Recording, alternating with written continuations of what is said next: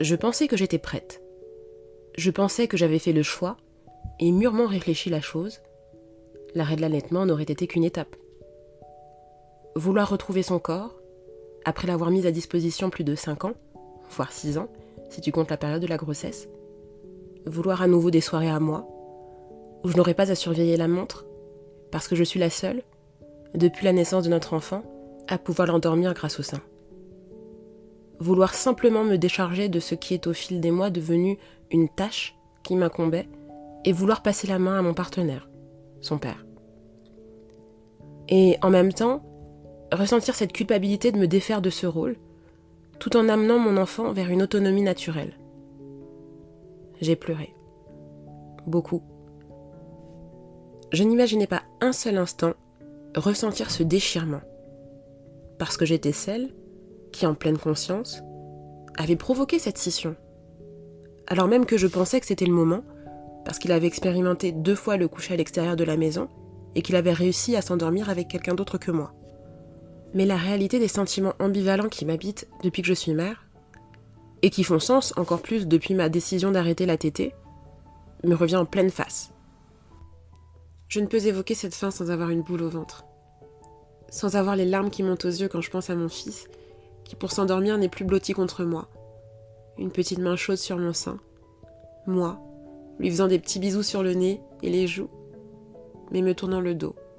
Moi, lui faisant des câlins. Mais c'est différent. Rien que de l'évoquer, quand on me demandait, me mettait dans un état pas possible.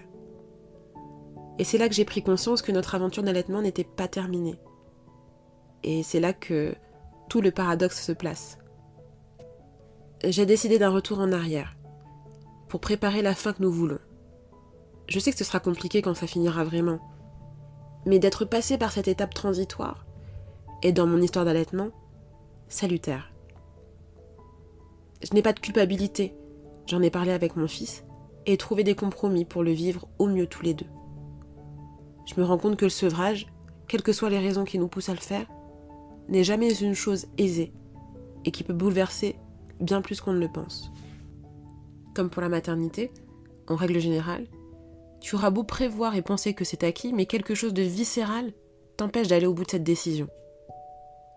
Cette expérience de sevrage m'a encore rappelé que nous ne sommes pas infaillibles et qu'on a le droit de revenir sur ce qu'on a dit. Ce n'est pas un constat d'échec, ce n'est juste pas le moment, pour lui, pour moi, et j'en prends aussi conscience. Je n'ai pas honte de me dire que je n'ai pas arrêté et que oui, l'allaitement c'est aussi pour le bien-être de mon enfant, mais aussi pour moi dans un sens. Je n'ai pas envie de m'infliger une fin qui n'aurait été guidée que par la société, alors qu'au fond de moi, je n'en ai pas foncièrement envie à l'instant où je vous en parle. Toute bonne chose a une fin. On s'en approche. Mais d'une façon moins violente émotionnellement pour lui et pour moi, parce qu'on peut le mener de cette façon. Nous réagissons toutes différemment face à cette étape qu'est le sevrage, quelle que soit la durée de nos allaitements. Ne culpabilise jamais d'agir comme tu le fais. Tu fais de ton mieux, comme tu le peux et comme tu veux.